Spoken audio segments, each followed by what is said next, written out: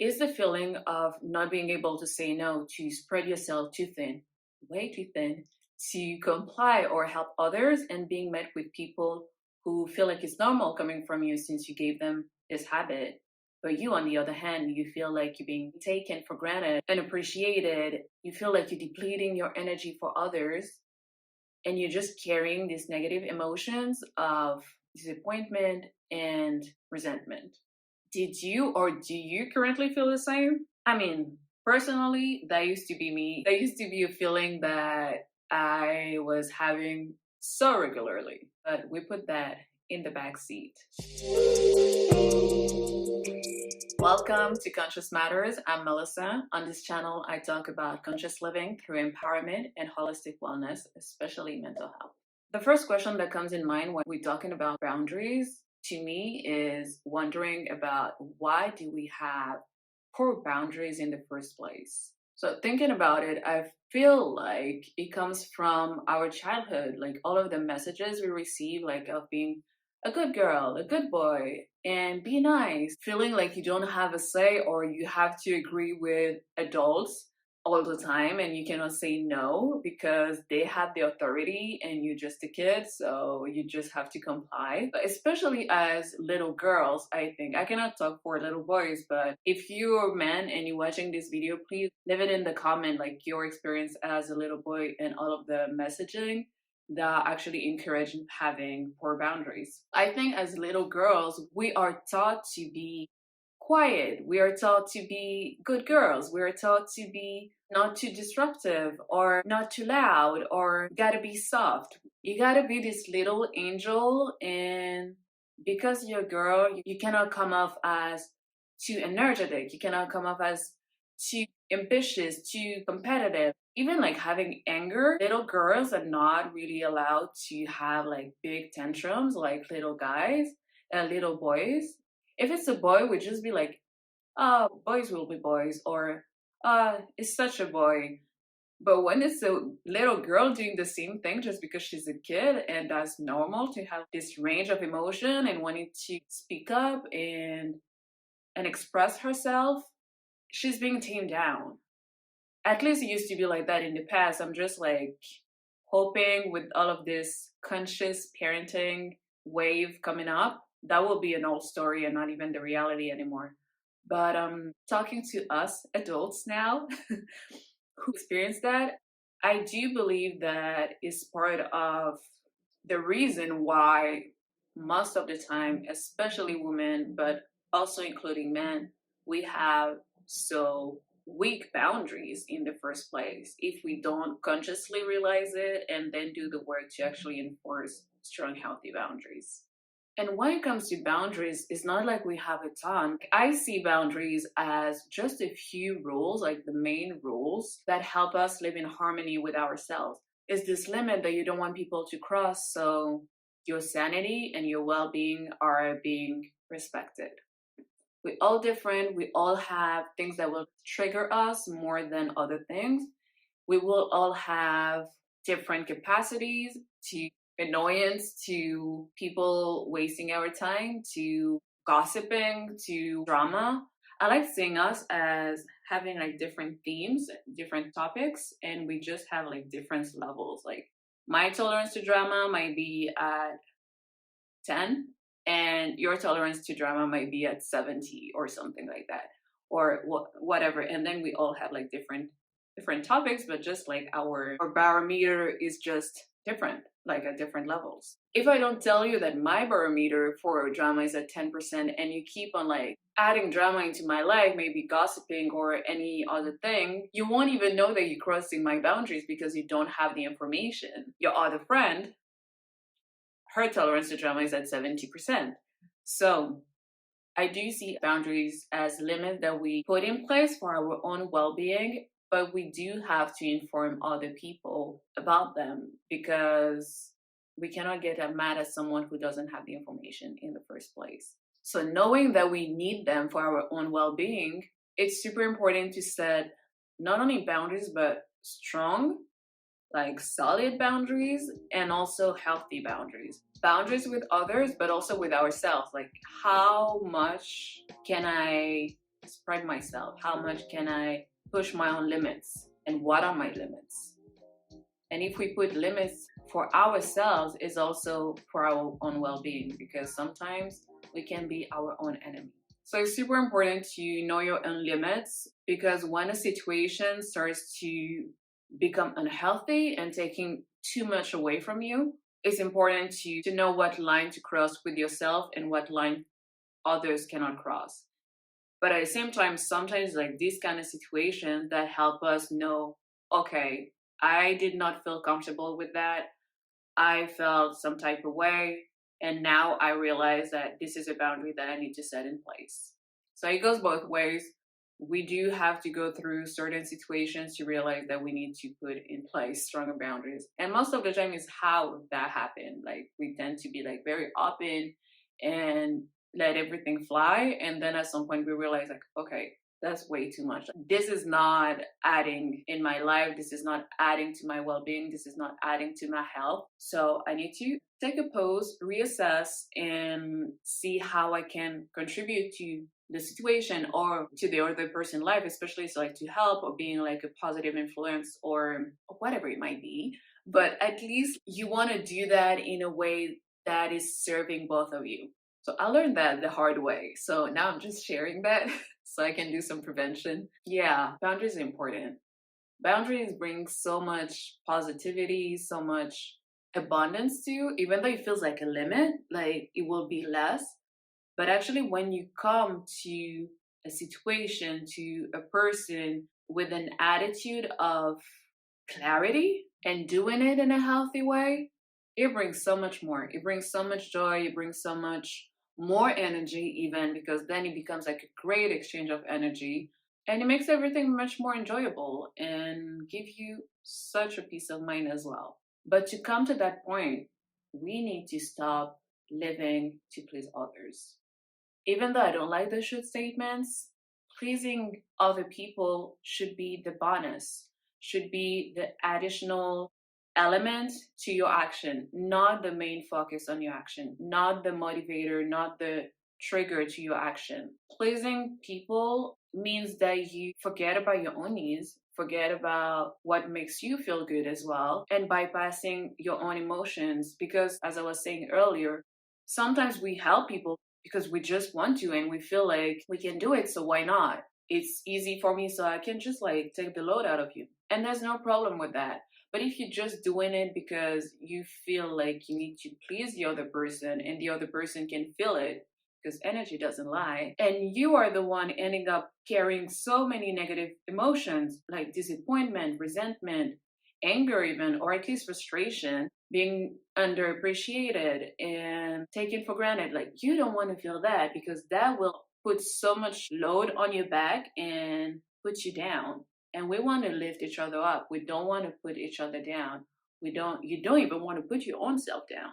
So your needs matter to you. Understanding them, voicing them, it's okay. It's okay to say no. It's okay to have limits. It's okay to put in place boundaries. And most of the time, especially if you're a people pleaser or you used to be a people pleaser, no shade.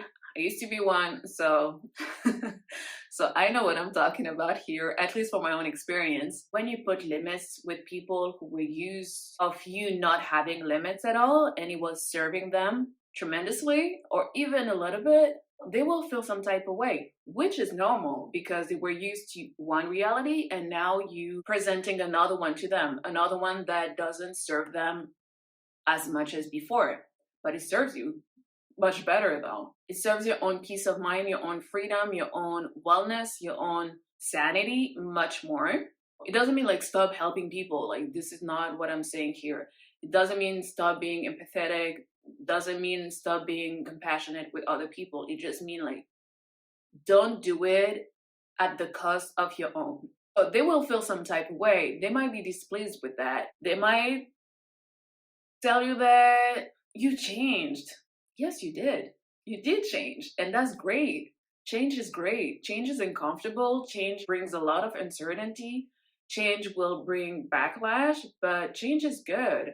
And we're in this life to experiment, we're in this life to grow, we're in this life to evolve. And At the end of the day, it's just a multitude of transformation, and that is normal. Like, we're not supposed to be the same version that we were at 15, at 12, at 8, or even like at 20. So change is good. And if people like see that you change and tell you that, you should actually take it as a compliment, meaning that you have been doing the work. You have been doing this tremendous self healing, and now people can actually see your transformation, or at least parts of it.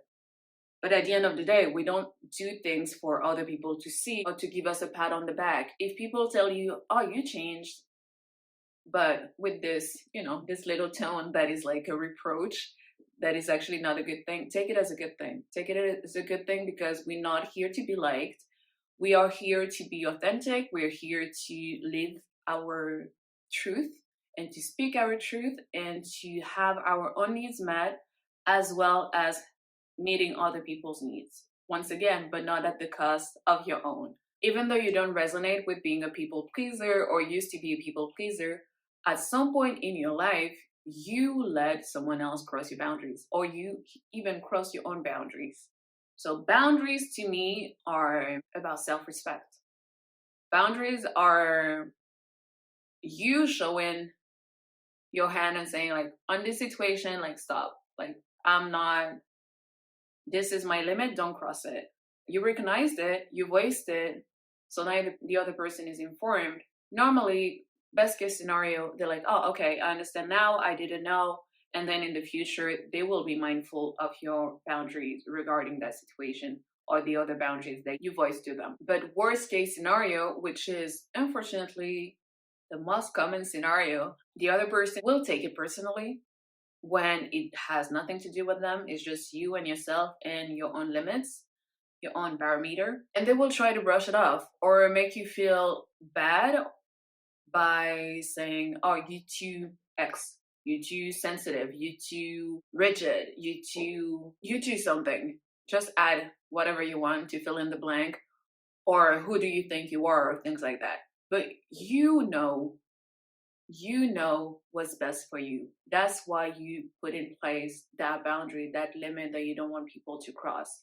You're the one who knows what's best for you. You're the one who knows what's acceptable and what is not acceptable for you, and where to draw the line. So make sure you're putting self-respect at the very top of your priority list, with other important things. So don't betray yourself.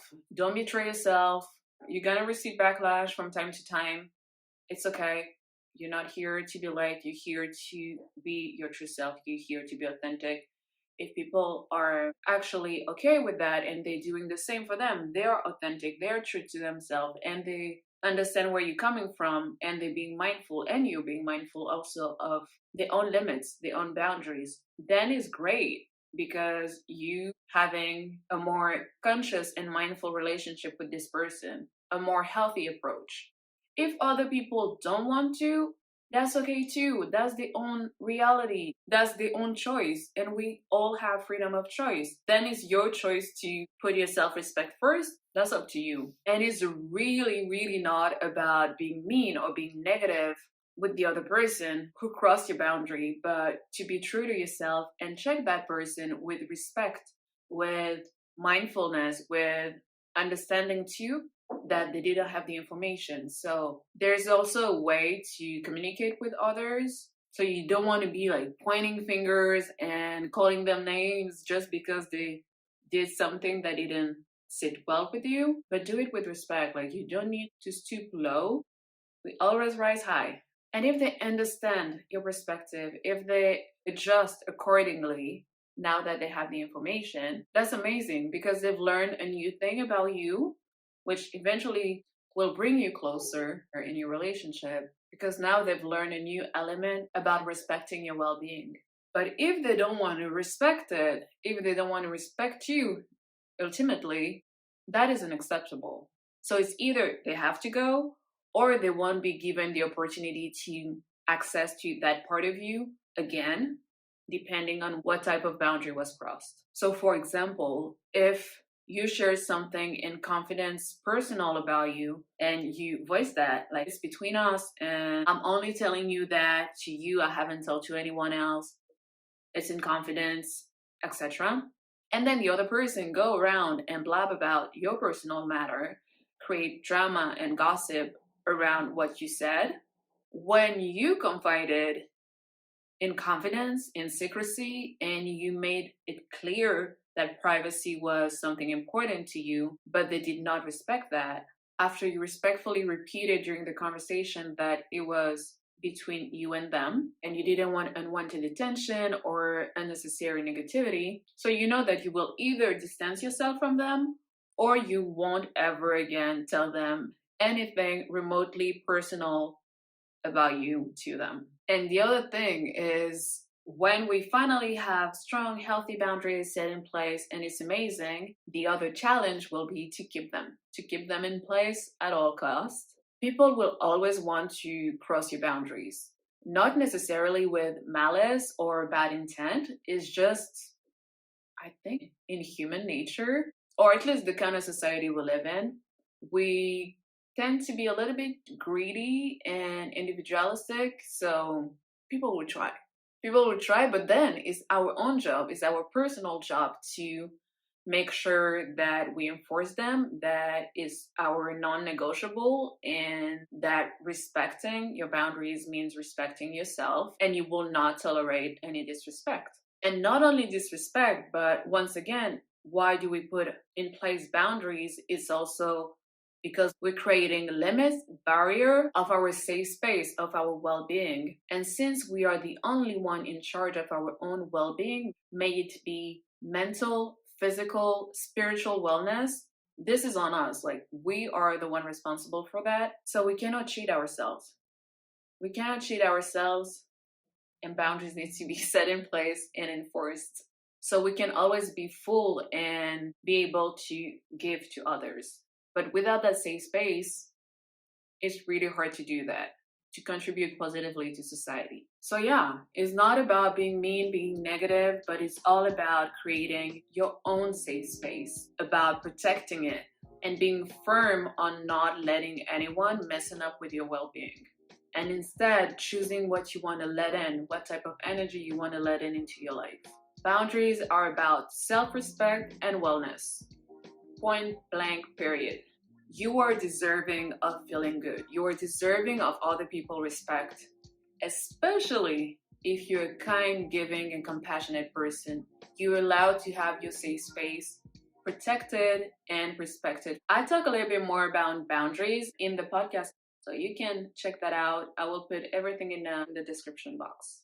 I hope that this video was useful. Thank you, as always, for watching. Share in the comment section if you feel like you have strong boundaries, or even how you set up your own boundaries, so we can brainstorm together and find new ways to protect our safe space. Don't forget to like, comment, subscribe, and share this video to help this channel keep on spreading the word about conscious living through holistic wellness. As always, stay true, keep showing up for yourself, and let your soul lead the way.